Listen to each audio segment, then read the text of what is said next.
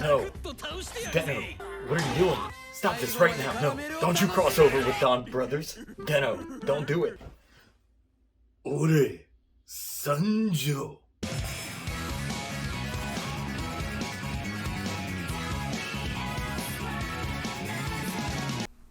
That's it! The beginning of this episode starts out kinda rough, but holy goddamn! It was the major turning point for the halfway mark of the show. Let's go! It's Kamen Rider Revice episode 25. When we last left off, the Demon's driver's demon, now called Vail, leaves to see Gaga. And I made that joke last week, and it was more on the nose than I figured.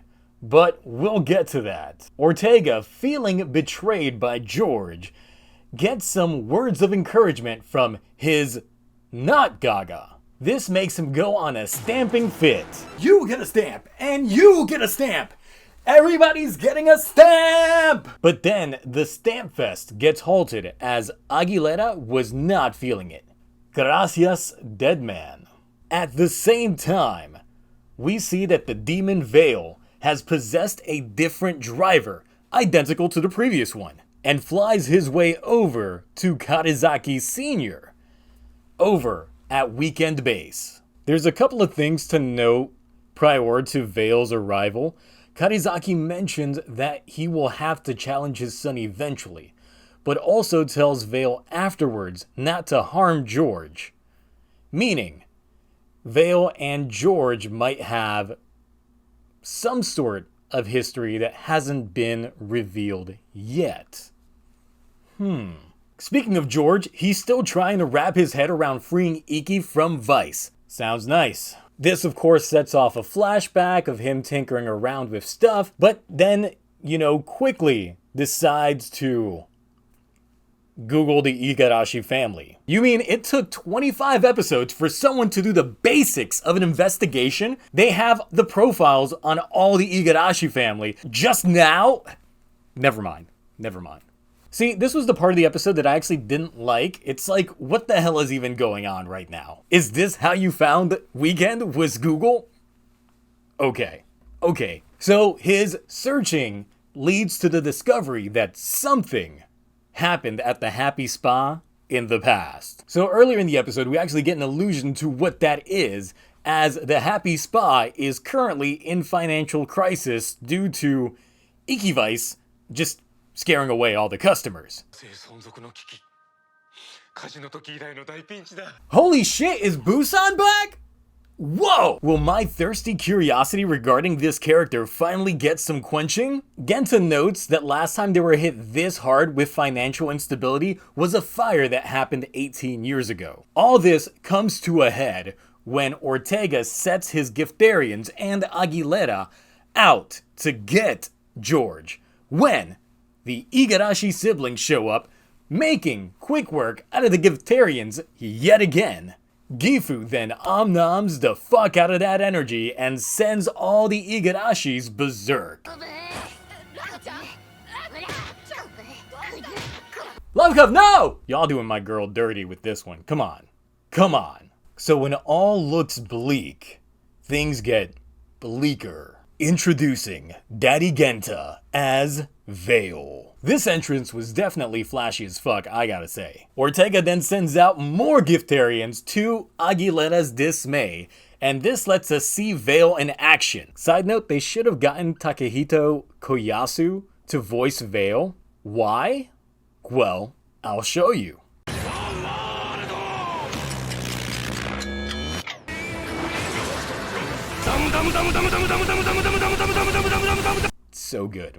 So good. Someone clip that. It's free real estate. I made it for y'all. Vail then turns his sight towards the siblings until Genta regains control. Goddamn! Buu-San is back! And he knows... He's been known? Yeah, who the fuck is Buu-San? The rest of the episode is essentially the big backstory. So I'm actually going to rearrange things so they're in proper sequential order. So it'll derive from how the episode tells it. The Gifu stamp and coffin are considered O parts. For those of you unaware, this means out of place artifact. In short, an artifact that seems out of place or too advanced for its perceived date of origins. I'll stop being a nerd for a second and get back to the story. The research that comes from Gifu was originally going to be used in the name of peace, but of course, that gets twisted into possible war attributes.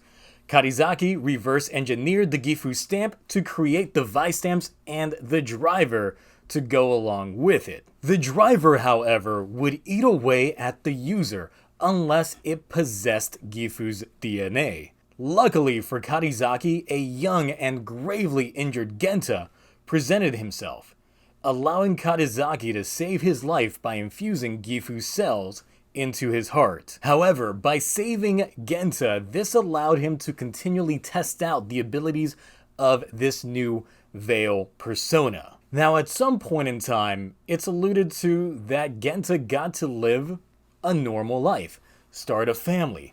However, Vail once again took control, attempting to destroy what life Genta had and attacks his own family, and the happy spa with it. A young Iki witnesses all of this and thus manifests Vice, forming his first contract with him with the conditions that he forget all about that night.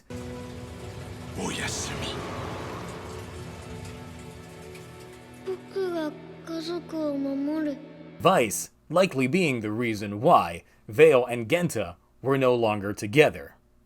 A story for another day.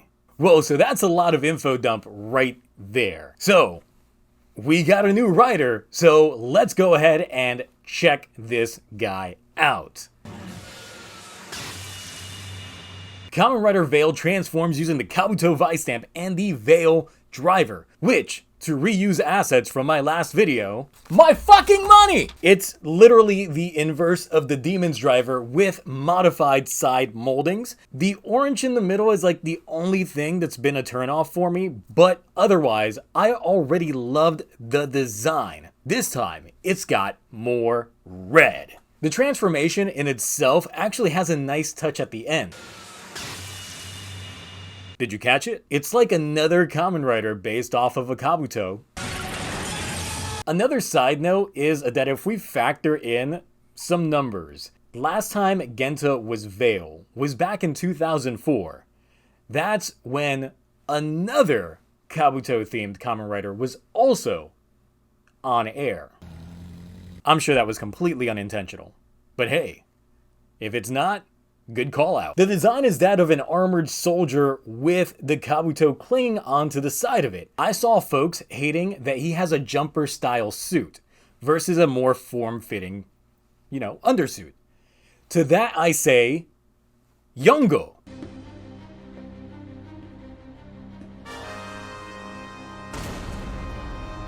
Vail being the first soldier essentially makes it work like Yongo. He is based off a Japanese military wear, so it works. The gas mask / breathing device, the aesthetic helps the look of it. There's also subtle references to the demon suit being there, as the under armor, the chest, the shoulders, the arms are all the same as demons. Same goes for the eyes. Essentially, the whole head mold is that of demons. It's just been recolored. You can definitely see where the demons came out of this suit. Also, another side note is really the short veil that Demons has on the side of his outfit comparative to the large wingspan that we get with this one on Vail's Vail. At first I didn't like the design of the suit, but the more I saw it, the more I liked it. Especially when you see it in motion. It's just really good. That's it! So, this episode, we get the backstory, but there's still mystery in the air. You know what? We're giving this the Super 1.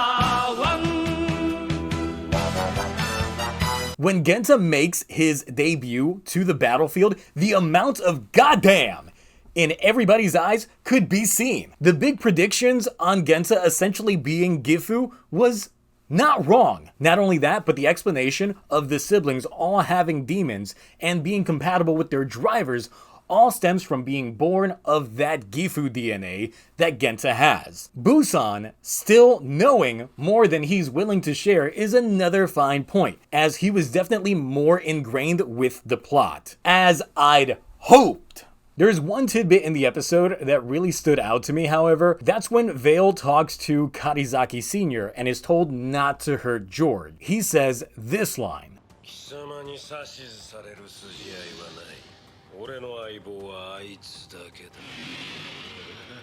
So, does that mean that he has a past with George as well, as I mentioned earlier in the review? Another side note is that last episode, George had this line.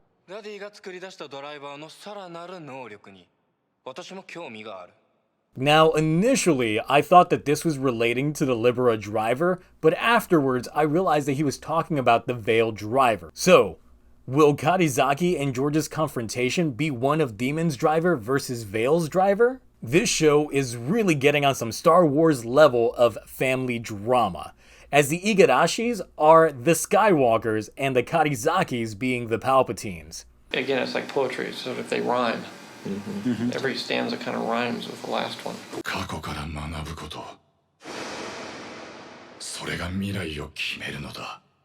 I'll stop. My nerd is really showing in this review. Clearly, I enjoyed this episode. I love me some lore and backstories. But that's me. What do you all think about this episode? How will Genta explain himself? What's Buu-San's involvement? And will George take up the Demon's driver and fight himself? I look forward to your thoughts and speculations next week. Daiji gets plot. So I'll catch you then. Until next time, that's it! Bye! If y'all haven't checked out Opard's Hunter, it's a manga series done by Seishi Kishimoto, who's actually the twin brother of Masashi Kishimoto, who is the creator of Naruto. Now, that being said, both of them cited that they were inspired by Dragon Ball when they created their stories, and this one definitely has that early Dragon Ball feel to it, with some real good substance to it, so definitely recommend this manga. Just a side note, just throwing it in there.